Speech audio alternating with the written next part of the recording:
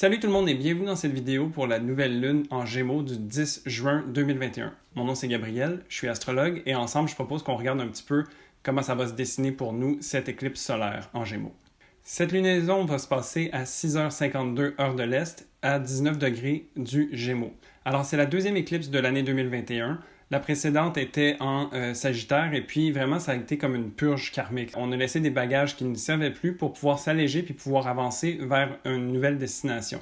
Et puis là vraiment cette éclipse solaire va venir faire le déclic en fait. Il y a le soleil, il y a la lune évidemment qui sont là, mais c'est à côté du nœud nord. On est en Gémeaux et Mercure se trouve en Gémeaux également. Alors, il y a vraiment ce focus sur des nouvelles données à prendre en compte pour avancer vers un nouveau chemin. Et puis, vraiment, j'ai l'impression qu'avec l'allègement qu'on a vécu précédemment, c'est comme si on était vraiment, on avait le vent dans les ailes pour pouvoir s'envoler vers quelque chose de nouveau. C'est super intéressant, ça. Aussi à noter qu'il y a quand même beaucoup de planètes qui sont rétrogrades. Donc, il y a Mercure qui est rétrograde, il y a aussi Saturne.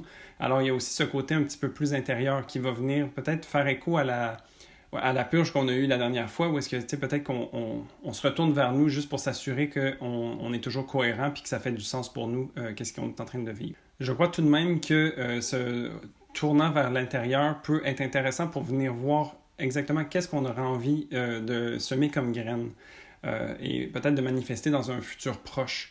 Et puis habituellement, les nouvelles lunes, c'est là où est-ce qu'on fait les premiers pas, où est-ce qu'on plante les premières graines pour voir qu'est-ce qui va pousser par la suite. Alors juste garder en tête peut-être de laisser ça venir comme ça vient et pas d'avoir nécessairement genre de finalité précise en tête parce que, comme je disais avec le chaos un petit peu qui vient avec l'énergie des éclipses, ça peut se manifester de façon un petit peu aléatoire parfois.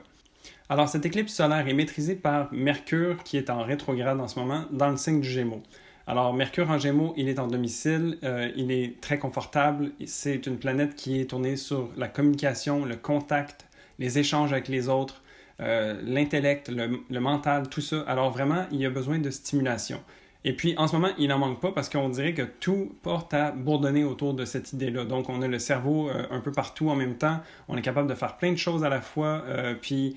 On ne sait pas trop comment ça fait pour tenir, mais on tient le cap ou pas, peut-être. Mais vraiment, il y a beaucoup de choses à faire, il y a beaucoup de choses à penser. Et puis, c'est comme si on était un petit peu dans un chaos organisé d'une certaine manière.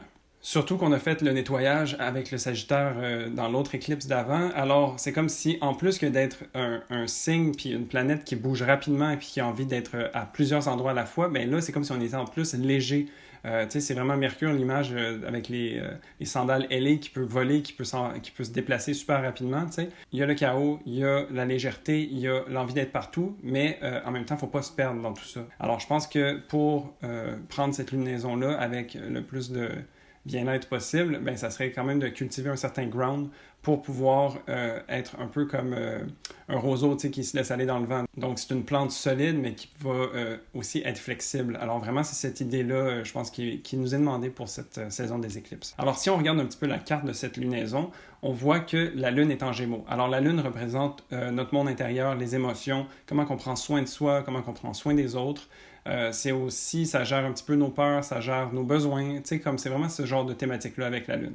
Et puis en Gémeaux, il y a cette idée, oui, comme j'expliquais un petit peu avec Mercure, d'aller chercher le contact avec l'autre, de pouvoir échanger, de pouvoir s'amuser, d'être stimulé intellectuellement. Alors c'est comme si toutes les activités qui sont peut-être plus intérieures, mais qui sont mentales aussi, comme par exemple jouer à un jeu, faire de la lecture, ce genre de choses-là qui viennent nous nourrir, puis qui viennent nous stimuler mentalement, puis qui viennent nous nourrir l'âme un petit peu pendant cette période.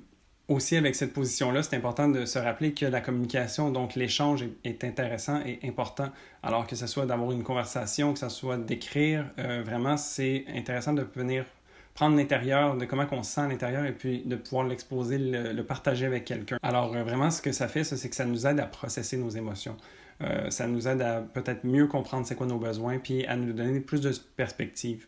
Le Gémeaux est souvent en quête de plusieurs données différentes pour pouvoir se faire une idée juste. Alors, c'est intéressant d'avoir plusieurs perspectives pour trouver celle qui nous colle le plus. Tout juste à côté, il y a le Soleil. Alors, le Soleil, lui, en Gémeaux, c'est l'identité, l'être, un petit peu qu'est-ce qu'on a envie de rayonner. Alors, vraiment, cette qualité d'échange revient encore. Où est-ce qu'on a envie de pouvoir se donner la place, on a envie de pouvoir prendre le temps d'échanger et d'être avec les autres. Donc, ça va être intéressant peut-être de sortir de la maison puis d'aller rencontrer un ami, de passer du temps sur une terrasse, maintenant qu'on peut ici au Québec. Et puis, vraiment cultiver cet échange-là. Trouver un petit peu sa voie à travers le contact avec l'autre. Parce qu'il y a vraiment ce besoin d'échange pour se trouver soi-même. Alors, les deux luminaires, la Lune et le Soleil, sont en conjonction aussi avec Mercure. Donc, tout se passe vraiment dans le signe du Gémeaux, à la saveur du Gémeaux, dans l'idée du Gémeaux. Tu sais, comme vraiment, c'est autour de ça que ça tourne. Il y a vraiment un flow qui s'installe où est-ce qu'il y a beaucoup d'échanges. Tu sais, alors, il n'y a pas beaucoup d'obstacles, il y a beaucoup de fluidité et de rapidité dans tout ça. Alors, les messages vont passer vite, les données vont nous arriver rapidement. On va avoir beaucoup de choses à jongler, peut-être autant à l'intérieur qu'à l'extérieur, que dans notre environnement adjacent. Et puis vraiment, ça peut donner une tournie pour certains.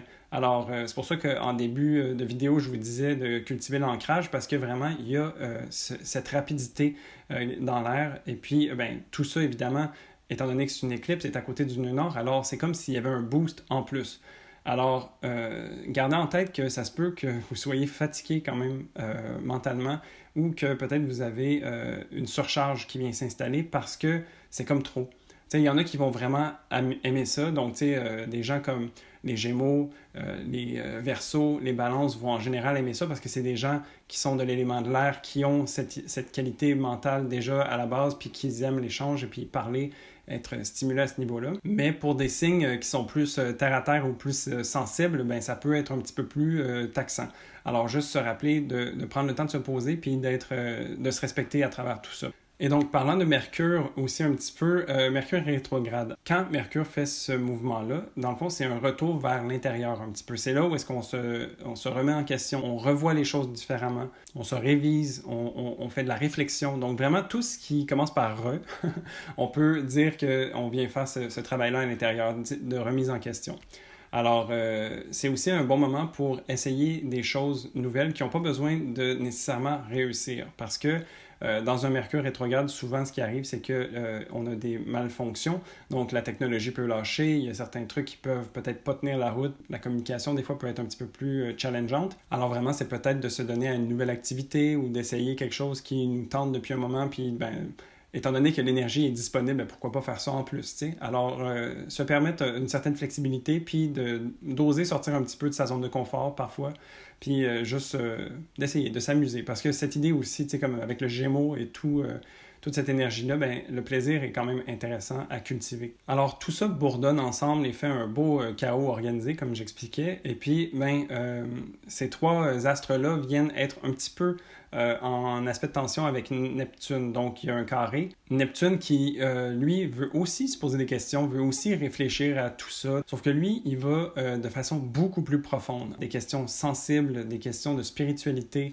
Vraiment, on imagine le fond de l'océan, en fait, avec les questions de Neptune. Alors que tout ce qui se passe en Gémeaux est très en surface, est très superficiel, va pas nécessairement trop en profondeur. Il va pouvoir plonger, ressortir. Il va vraiment se laisser voguer, en fait, sur les vagues. Alors, d'un côté, on se fait demander d'effleurer plusieurs sujets à la fois puis de se faire une idée rapidement. Et de l'autre côté, on se fait poser des questions de fond qui peuvent sembler être lourdes un petit peu. Donc, c'est comme si ça vient tirer vers le bas ou que ça vient ralentir un petit peu. Et puis, ça tire tellement sur la corde avec tout ce qui se passe en Gémeaux que ça peut venir créer cette tension. Sinon, si on regarde un petit peu ce qui se passe autour, il y a Vénus qui est en Cancer qui, est dans une certaine sensibilité, elle aussi. Mais Vénus, c'est les plaisirs, c'est les relations, c'est les valeurs, tout ça. Et donc, c'est des valeurs très humaines, très tournées vers l'autre, tournées vers le foyer, vers le confort. T'sais. Donc, Vénus en Cancer, elle est douce. Et puis, elle va quand même venir travailler de pair avec un petit peu tout ce qui se passe en Gémeaux. Donc, il n'y a pas nécessairement d'aspect entre les deux signes, mais c'est juste qu'il y a une certaine fluidité. Donc, c'est comme si elle laissait libre cours à tout ce qui se passe en Gémeaux de se passer. Et puis, elle va trouver son compte d'une certaine manière où elle va s'assurer de toujours être en accord avec elle-même pour pouvoir laisser aller toutes les actions avec Gémeaux. Alors, vraiment, il y a comme cette espèce de respect mutuel entre les deux. Sinon, Mars est également en Cancer et Mars, par contre, lui, il n'est pas du tout confortable. Il va sortir le lendemain dans le signe du Lion, mais pour cette lunaison, donc, il se trouve en chute en Cancer. Aussi, il est opposé à Pluton, alors il y a une certaine intensité derrière ça. Donc, Mars, c'est la planète de l'action. Et puis, en Cancer, c'est l'action, mais qui n'est pas nécessairement frontale. C'est une action beaucoup plus protectrice, défensive, qui va vouloir éviter les sujets. Ça peut être vécu de façon intense parce que Pluton vient aussi montrer c'est quoi les blocages, les peurs qui peuvent être liés à cette position-là.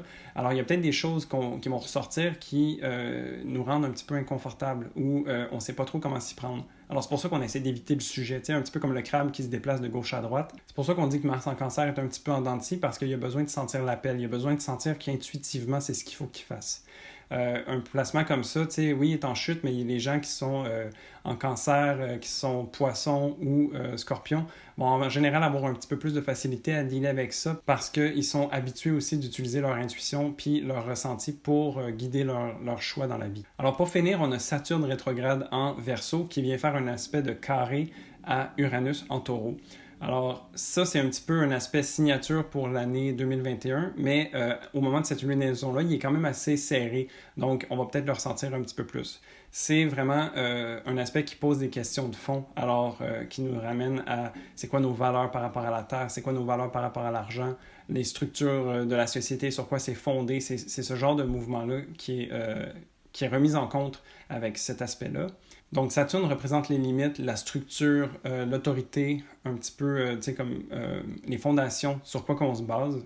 Et puis, en mode rétrograde, cette planète-là, elle vient nous ramener à l'intérieur. Et puis, ça vient nous poser la question de quelles sont nos limites, comment qu'on se positionne dans la vie par rapport à les nouvelles données qui sont à notre portée maintenant. C'est aussi une planète qui représente des challenges. Alors, ça peut peut-être venir nous montrer certains défis à relever ou que certaines choses viennent s'ajouter qui représentent des nouveaux défis. Ben, tu sais, par exemple, le fait qu'il y a du déconfinement qui se fait en ce moment, eh bien, on peut voir aussi qu'il y a certaines personnes qui vont vivre une anxiété par rapport à ça, où on s'était habitué d'une façon de vivre depuis pratiquement 1 an et demi. Puis là, soudainement, tout redevient à la normale. Alors, ben, ça peut être des nouvelles données à gérer ou des nouvelles limites par rapport à comment on se sent. Alors, il y a ça qui vient réapparaître soudainement. Et puis, ben, Saturne en rétrograde nous demande un petit peu, OK, où est-ce qu'on se situe par rapport à ça? C'est une remise en question, tu sais. Puis, ben, dans le signe du Verseau, c'est sûr qu'il y a ce côté humanitaire, ce côté échange avec les autres. Et puis, c'est aussi de comment on se positionne, nous, par rapport à la société. Encore une fois, ben, c'est de cultiver un petit peu cette honnêteté envers soi-même, cette authenticité, puis de voir comment on a envie de s'exprimer, puis comment on a envie d'agir. Cette lunaison-là va nous amener aussi beaucoup de données, puis va nous faire beaucoup de choses en même temps. Tu sais, on va vraiment peut-être s'étaler mince un petit peu partout.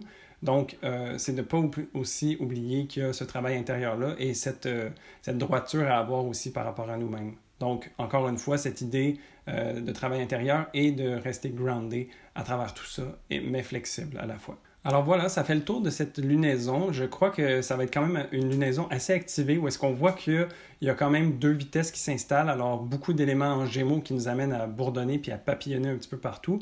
Et puis, ben, il y a Neptune et Saturne qui viennent aussi nous poser des questions un petit peu plus de fond, un petit peu en background, mais qui sont quand même là. Donc, qui viennent un petit peu tirer la couverte de leur bord pour dire hey, va pas trop vite le Gémeaux, là. C'est beau que tu tourbillonnes partout, mais il y a quand même des choses fondamentaux qui ont besoin d'être établies puis vues.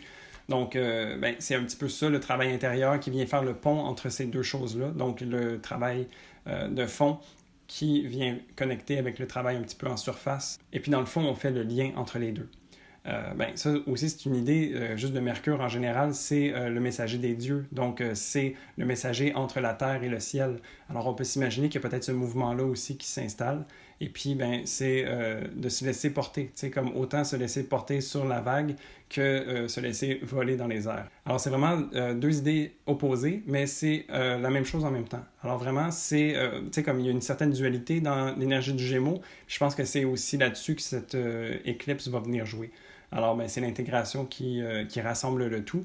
Et puis, je vous souhaite donc une belle intégration là-dessus. Si vous avez aimé cette vidéo, n'hésitez pas à mettre un pouce, à me laisser en commentaire comment vous l'anticipez ou comment vous l'avez vécu. Vous inscrire à la chaîne pour voir toutes les nouvelles vidéos que je fais. J'en fais à chaque semaine sur plein de sujets astrologiques.